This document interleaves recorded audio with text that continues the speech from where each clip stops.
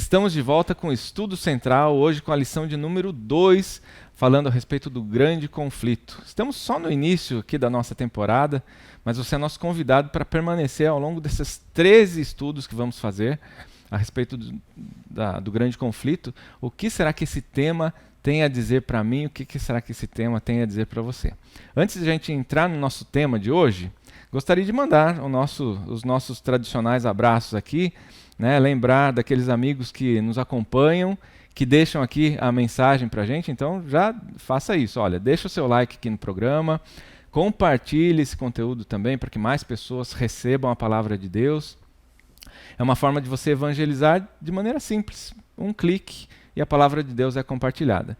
E se você não faz parte aqui do nosso hall de amigos, né, dessa grande família aqui que é o canal da Igreja Adventista do Sétimo Dia Central de Sorocaba, se inscreva no nosso canal também. Nosso abraço hoje vai para Aureci Gomes, de Vitória, de Santo Antão, no Pernambuco. Olha o pessoal de Pernambuco aqui com a gente. A Lúcia Santiago, de Palmas, Tocantins. Hoje nosso produtor escolheu o pessoal de longe, hein, para mandar os abraços. O Antônio Virgílio, que nos acompanha lá de Moçambique. Antônio, muito obrigado, viu, por estar com a gente aí. A Maria José Avelar, de Brasília, também receba o nosso abraço. A Marilda Farias Ferreira, de Barcelona, na Espanha. Muito obrigado a vocês que nos acompanham aí de toda a Europa. A gente tem recebido mensagens da França, de Portugal. Compartilhe esse conteúdo com seus amigos aí, com certeza vai fazer a diferença na vida deles. Hoje nós estamos recebendo aqui, com muito carinho, temos a alegria de receber o Dr. Augusto César Maia, psicólogo, bastante conhecido aqui da Igreja Adventista, especialmente no estado de São Paulo. Dr. Augusto, muito obrigado por estar com a gente. É um prazer estar aqui com vocês e é um prazer também estar com essa lição, né? Uma lição nova e estar falando do grande conflito. Conflitos é o que não falta nesse planeta, né? Com certeza. Vamos destrinchar esses conflitos e, quem sabe, sair com algumas soluções para eles aqui hoje, né? Também está conosco hoje aqui, gentilmente, Marli Cres. A Marli, ela atua na Igreja Adventista no Departamento de Lar e Família, trabalha com os idosos, né, Marli? Seja bem-vinda. Muito obrigado por estar aqui com a gente. Eu é que agradeço o convite e falar sobre essa lição aqui tão importante. Amém, amém. Eu vou convidar a Marli, então, para fazer uma oração para iniciarmos esse estudo. Querido Jesus, estamos aqui, suplicantes de Espírito Santo, que o Espírito Santo esteja em nós e entre nós e em todos aqueles que vão assistir essa programação. Amém. Amém, amém. Deixa eu pegar aqui o meu guia de estudos. Tema de hoje, né? Você já sabe, a gente está falando a respeito do grande conflito. Convido a você que já recebeu esse livro a ler o livro Grande Conflito. Se você não recebeu, procure uma igreja adventista do sétimo dia próximo aí de você, que nós temos um presente, teremos a alegria de te presentear com esse livro Grande Conflito, que é a base para esses 13 estudos que a gente está compartilhando com vocês. A questão central, amor ou egoísmo. Nada acontece por acaso, né? Deus sempre providencia aquilo que é o melhor para os seus filhos. E hoje a gente recebe pessoas que lidam com sentimentos, né? O Dr. Augusto César Maia, que é psicólogo, a sua esposa que também atua trabalhando com pessoas, né? Então com certeza tem muito a contribuir com a gente. Mas vamos lá. Amor ou egoísmo eles se contradizem, são contrapontos, Dr. Augusto? O amor e o egoísmo? Tem como ter amor e ser egoísta ao mesmo tempo? Como é que funciona isso na mente humana? É complicado, né? Eu diria assim, é igual a luz e as trevas, né? Onde tem luz, as trevas vão embora, né? Onde tem amor, lança-se fora o egoísmo. Que a base aí, imagina assim, Deus quando construiu o ser humano, no projeto dele, é para que esse ser humano refletisse o caráter de Deus.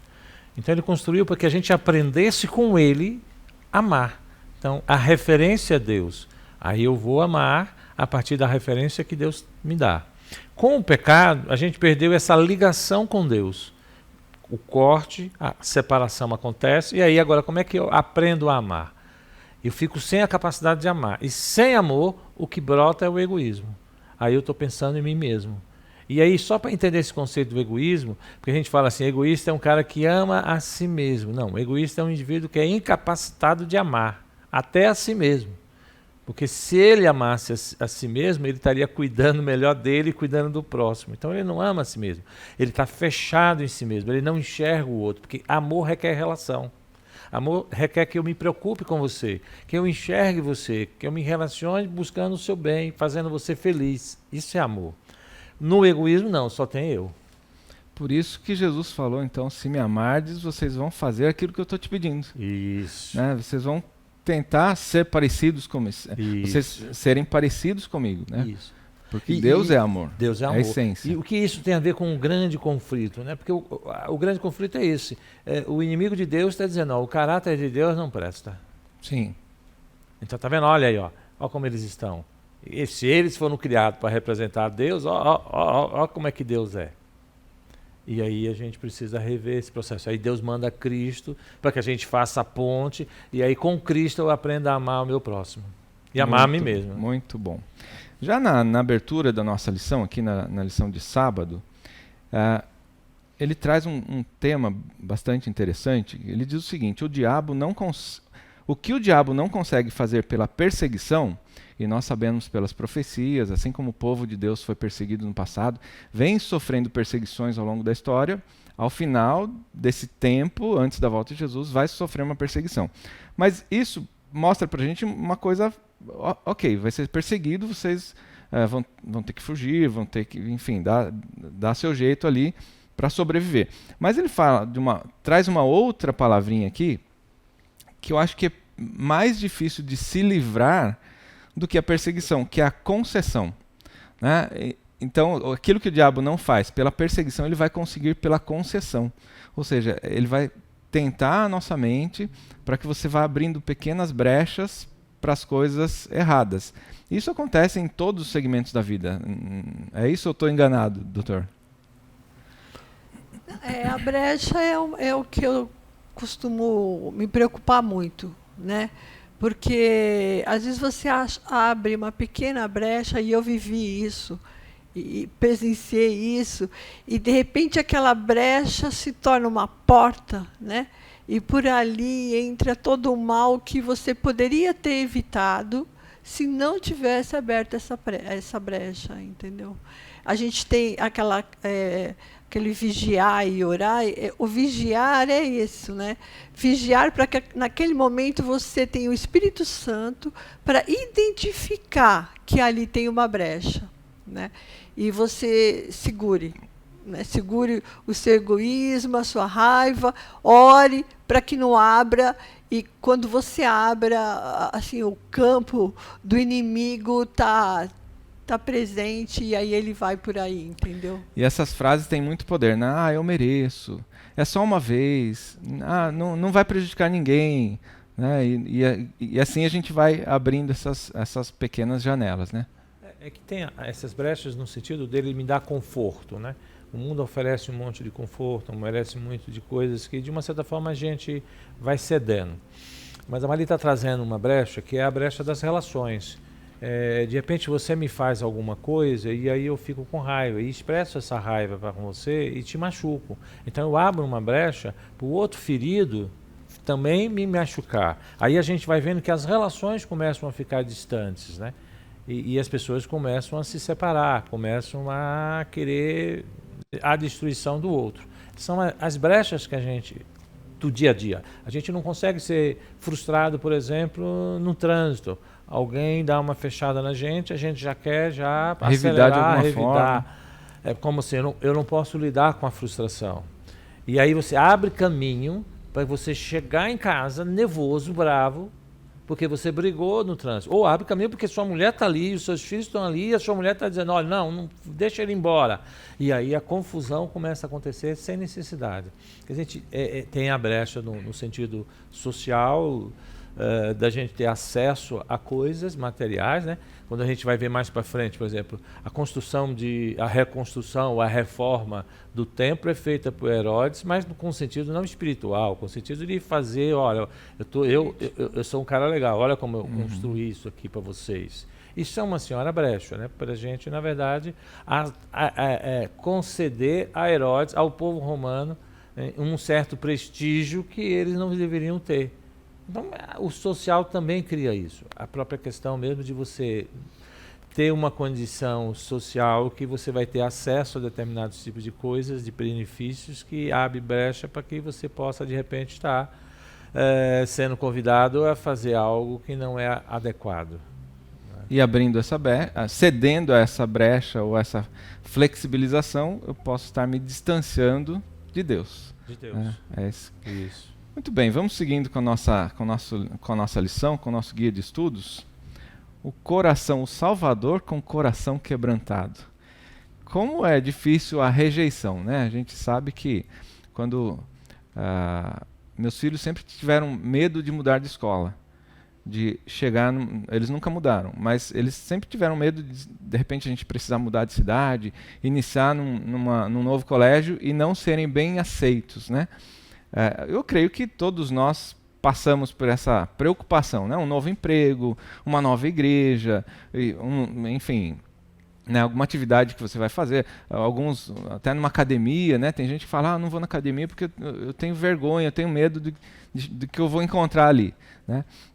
E Jesus talvez tenha sido o mais rejeitado de todos os homens, né? Ele veio para os que eram seus, mas os seus, o que aconteceu? Não o receberam. Que triste, né? Como é? E para lidar com essa situação? Ou com esse sentimento? Eu gosto de pensar nessa parte aqui desse versículo, porque eu imagino assim um Jesus olhando para Jerusalém muito triste, sabe? Assim, tipo, eu fiz tudo por vocês, né? Mas vocês mataram os profetas, aqueles que eu mandei, né? E ele está vendo que todo esse sacrifício dele vai ter uma destruição, aquela cidade, né, querida, vai ser destruída, né? E ele fala, olha, quantas vezes, como uma galinha, sabe? Eu quis pôr vocês aqui embaixo, como Augusto falou, a mulher vê dessa forma, mas é isso, né? Ele quis pôr como se fossem os pintinhos protegidos pela sua asa, né? Quer dizer, Jesus falou, olha, eu amo vocês, ele está triste, ele fez tudo que podia fazer, mas ele sabe que ele vai morrer por essas pessoas da cidade, e sabe ainda pior, né? Ele sabe que eles vão ser destruídos de uma forma até muito cruel. Então, Jesus aqui está mostrando um amor, apesar da rejeição. É isso que eu acho que é o desafio cristão, sabe? Apesar da rejeição, não ficar com raiva, né? Que a gente é o normal da gente, né? Você não me rejeita, também não quero mais saber. Não. Aqui Jesus está falando, olha, eu sou rejeitado, né? Mas eu dei todo o meu amor, né? E na verdade ele está mostrando esse amor que a gente tem que ter no coração, apesar da rejeição, ficar triste e continuar amando, na verdade.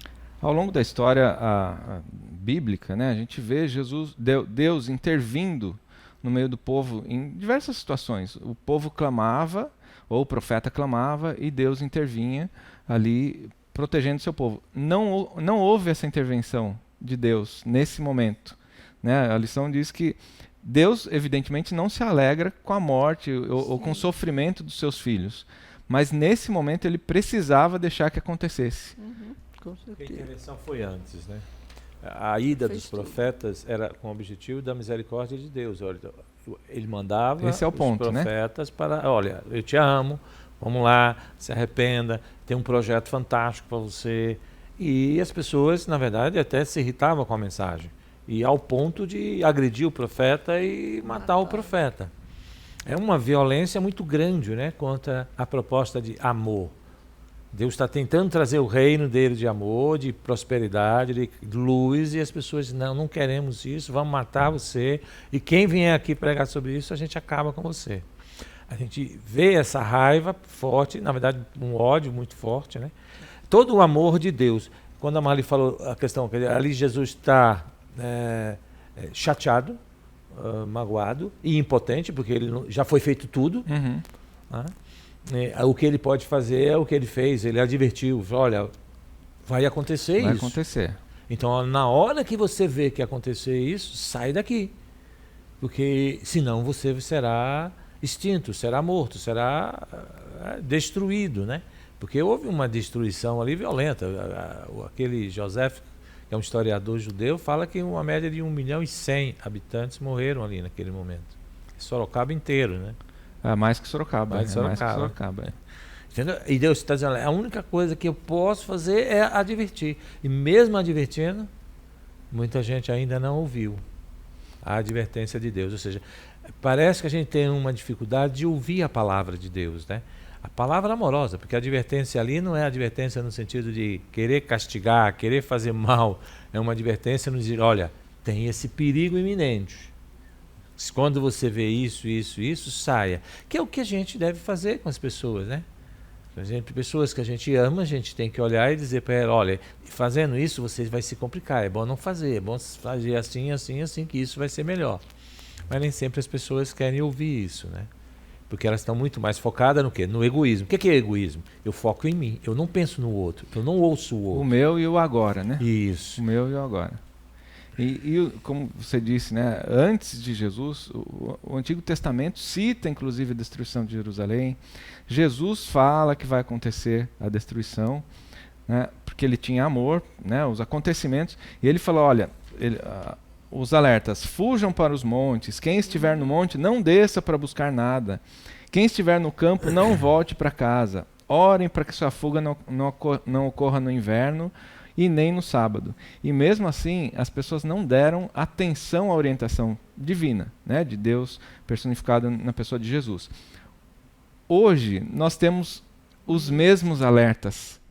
Né? O grande conflito, essa lição toda ao longo desse trimestre, está trazendo para nós um alerta. Olha, da mesma maneira que o templo que Jerusalém foi destruída, o templo foi queimado, esse mundo vai acabar. O Messias vai retornar, se preparem. Mas nós, os seres humanos, ainda escolhemos o outro caminho. Por que será que a gente escolhe errado, né? Gostaria de ouvir de vocês. Por que a gente escolhe errado sabendo, o ser humano sabe, a gente ouve falar, olha, eu sei, eu creio em Jesus, eu acredito na Bíblia, mas não fazem aquilo que Deus pede ou que Cristo pediu. Eu acho, Alex, que a lição vai falar do grande conflito. Existe o grande conflito universo, existe o grande conflito terra, mas existe o grande conflito eu, aqui dentro de mim. Esse é o maior de todos, né? O ser humano que quer seguir a Jesus, ele vai passar por esse grande conflito. E é o conflito você versus você mesmo, né? Então, às vezes, o você mesmo não quer abrir mão, né? Não quer tirar uma série de coisas que existem em você, achando que aquilo é você, que na verdade não é, né? E aí eu não quero ceder. E aí eu não quero me preparar, porque as coisas, em termos gerais, né, as pessoas estão acostumadas a viver de um jeito, fazer algumas coisas que elas não querem abrir mão disso. E Jesus fala, para você morar num céu perfeito, né, você vai ter que abrir mão dessas coisas. E eu já vi gente falando, se para ir para o céu eu preciso tirar isso, então eu prefiro ficar aqui na terra mesmo, né? Ou falar, o céu é chato, porque ele não quer abrir mão das coisas dele. Então, é o difícil nesse sentido. Então, assim, a gente precisa, nesse grande conflito, ter muito Espírito Santo, muito Cristo dentro de nós, né? Para que nesse grande conflito ele vá eliminando essas coisas que me afastam dele e restaure a imagem dele em mim. Aí sim, aí eu quero viver numa nova terra, senão não. Senão eu prefiro ficar aqui do jeito que está, entendeu? É o conflito da gente, infelizmente. De vez em quando eu tenho vontade de falar, não tem uma zona neutra, não sei se você já pensou isso, mas falar, eu queria uma zona neutra um pouquinho aqui para parar. Sem ter que decidir, né? Sem ter que tomar um dos lados, né? Mas não tem. Não tem. Não tem a zona neutra. Tem que escolher hoje quem seguir, né? Isso, a gente está no meio da guerra e não tem zona neutra. Não tem Essa é a verdade. E como ela falou, nesse conflito, o maior inimigo que você tem é você mesmo. Porque a gente está numa condição onde o egoísmo, ou seja, eu decido, eu faço, eu penso, eu faço as coisas, eu sou inteligente, eu sou capaz, eu posso decidir as coisas. E Deus está dizendo, olha, a sua inteligência, você é um cara inteligente, mas a sua inteligência, sem a minha orientação, vai te destruir. Se você pegar o caso da Eva, a Eva, com a inteligência fantástica, ela foi decidir um conflito. entre Deus está certo ou a serpente está certa. Ela usou ela como referência. Ela olha para uma árvore que Deus já disse, essa árvore não é boa, vai te acabar. E ela chega e faz uma análise, usando a inteligência dela, e diz, olha, isso aí é muito bom, é agradável, eu vou decidir isso. Então Deus realmente está errado. Então quando você usar a sua inteligência, a sua capacidade, sem Deus como referência, você está acabado. E pós-pecado, a gente tem feito isso. A gente tem usado as nossas próprias referências para decidir as coisas. Logo em seguida ao dilúvio, as pessoas disseram, não, nós precisamos nos proteger. Vamos construir uma torre aqui. Olha, a inteligência humana, com uma capacidade dela mesma de decidir sozinha. E o processo espiritual é, você não foi criado para decidir nada sozinho. Você precisa da minha referência. E é muito ruim para o ser humano. Como assim? Você é um alienado, você não sabe decidir, você precisa de Deus para tomar decisão? Deus Sim. fala. Sim, é exatamente isso. Senão você vai se dar mal. Olha, Dr. Augusto, Marli e o nosso amigo que nos acompanha aí, eu gostaria de deixar uma mensagem para você, e você vai saber de quem que eu estou falando, que tem colocado ali nos comentários que você tem tido dificuldade para se aproximar de Deus. Deus está de braços abertos para você, mas o eu está lutando e tem tido vitória. Mas ore, eu tenho orado por você também. Continue orando, porque Deus é o Deus da vitória. E Ele já deu a vitória para você. Não desista desse caminho. Continua estudando aqui com a gente. Continua lendo a Bíblia. Porque quanto mais próximo você estiver de Deus, o inimigo mais vai tentar te derrubar. Mas como eu disse, a vitória já foi dada. Deus te abençoe aí, viu? Seguindo, vamos seguir. Nem todos os cristãos foram abalados, né? Porque evidentemente que alguns aceitaram a orientação de Cristo e tudo que tinha nas profecias e conseguiram ali se libertar. E aí eles precisaram mudar a forma de viver, né? Aí já não dava mais para cada um ter a sua casa, a realidade, a cidade já não existia, o templo já não existia, tudo mudou. E aí o que vem então? A comunidade, né? Como é que foi esse trabalho em comunidade pós-destruição? Deus é fantástico, né? Porque a gente é teimoso, a gente cria condições de acomodação. Mesmo como cristão, a gente cria a situação para como. E Deus tenta tirar a gente da zona do conforto, até para você. Você não acredita nisso? Você precisa praticar isso. Porque a palavra de Deus diz, é importante acreditar na palavra, mas sem praticar não serve para nada. Não seja só ouvinte, mas praticante. Então, o povo ali, o judeu cristão, de uma certa forma, estava também mais acomodado com o processo. Aí Deus promove o processo. Vocês precisam se espalhar, porque essa mensagem precisa avançar. E que mensagem? A mensagem do amor de Deus, não do egoísmo. Você tem duas mensagens, duas brigas acontecendo. E como é que eu vou fazer você se tornar mais amoroso e menos egoísta? Pensando mais no outro do que pensando em mim. Quando você está com problema. Eu me lembro uma vez que minha mãe ela ficou 15 dias na UTI. Eu ia todo dia para a UTI. Interessante que nessa condição você fica fragilizado, né? E as pessoas ali, todo mundo ajuda um outro. Olha, sua mãe hoje não está bem. Sua mãe hoje melhorou. Olha, fulano lá está precisando de oração. E não importa ali se é rico, se é pobre, se você é isso, é aquilo. Está todo mundo precisando um ajudar o outro. Ali as pessoas ficam mais solidárias, amorosas. Mesmo, entendeu? O seu egoísmo tem que tirar ali, porque você tem uma pessoa ali e um monte de gente também que tem e você depende daquelas pessoas. Então Deus promoveu uma situação onde as pessoas agora não têm dinheiro, não têm onde comer, não têm onde isso, não têm aquilo. Então, o que ele sabe fazer? Ele sabe fazer isso? Vamos fazer isso, que isso vai ajudar. Você também faz isso? Então precisamos fazer. Eu sei cuidar de casa, então vamos cuidar da casa. Eu sei construir alguma coisa.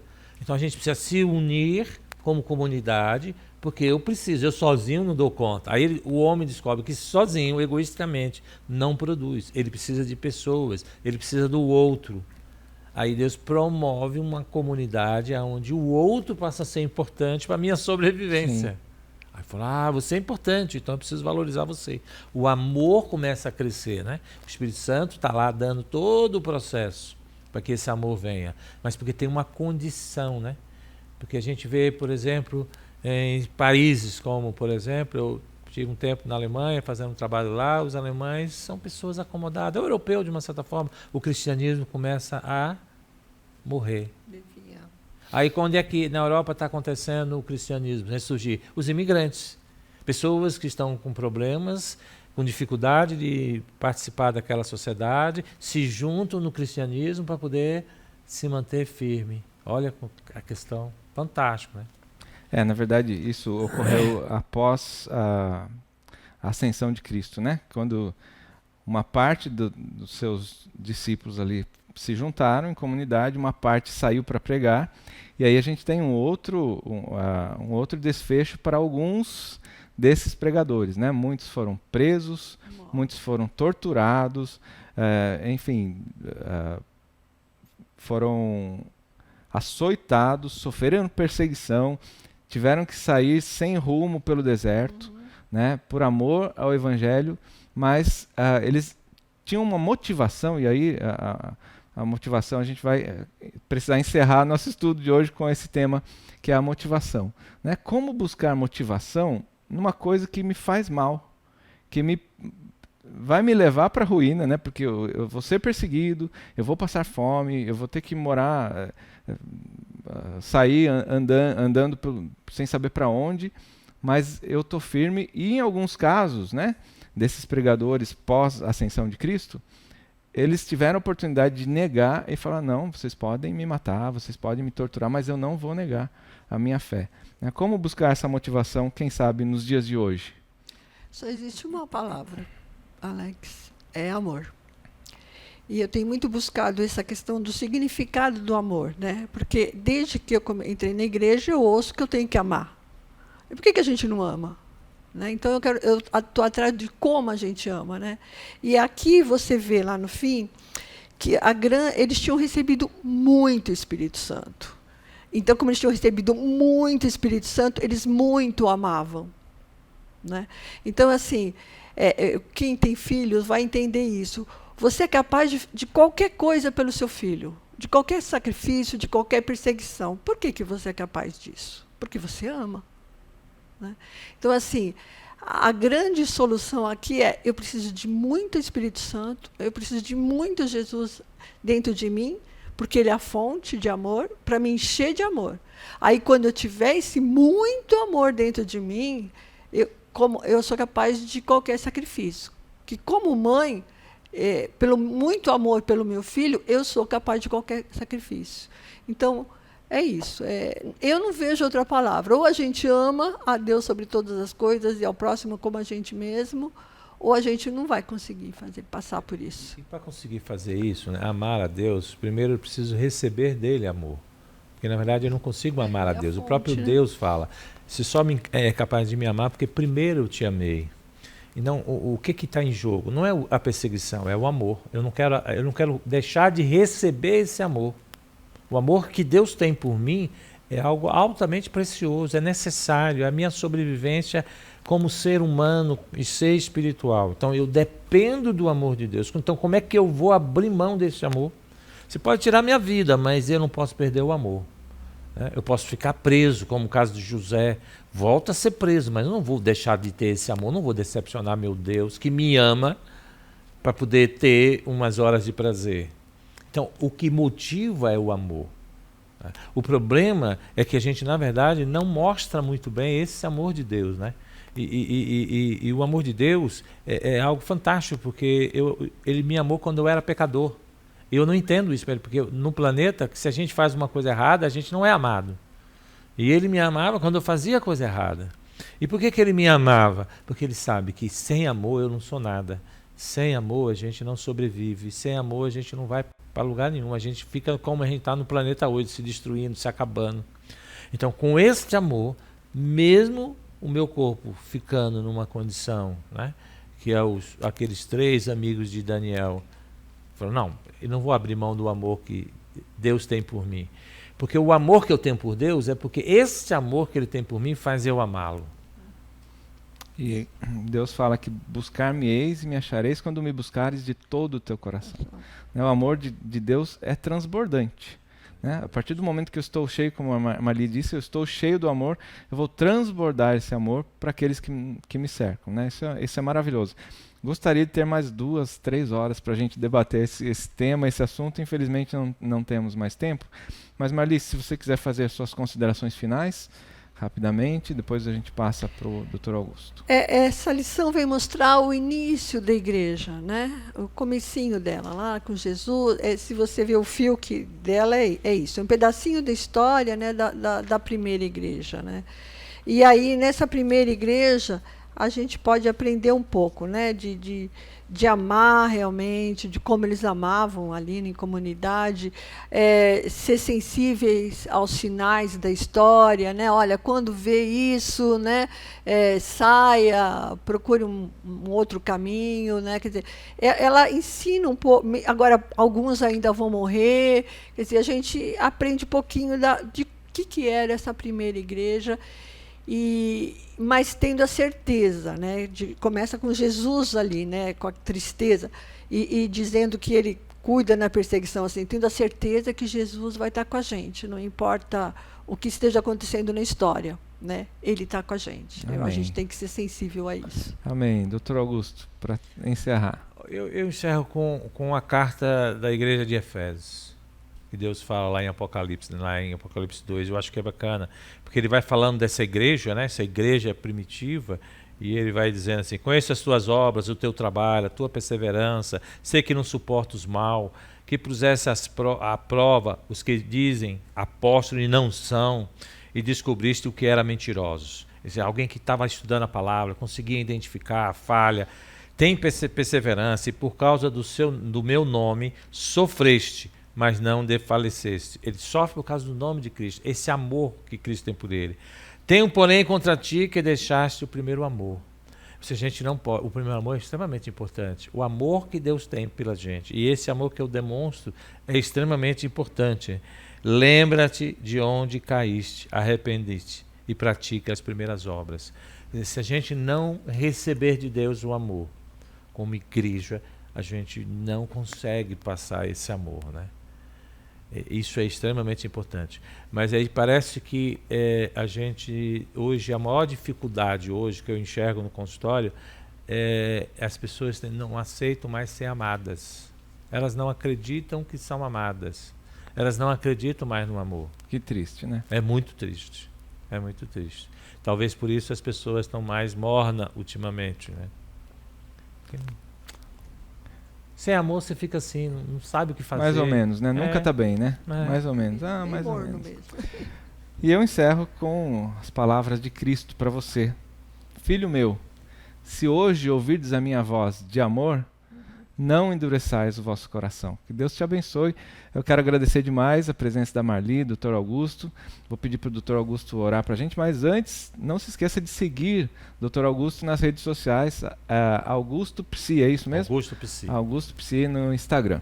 Por favor, ora para a gente. Querido amado Pai, obrigado, Senhor. Obrigado porque aqui estamos lendo essa palavra, relendo e vendo um pouco a história da igreja primitiva, e percebemos, Senhor, que o Senhor não desiste da gente, apesar da nossa teimosia, apesar da nossa dificuldade, o Senhor tem insistido em nos amar.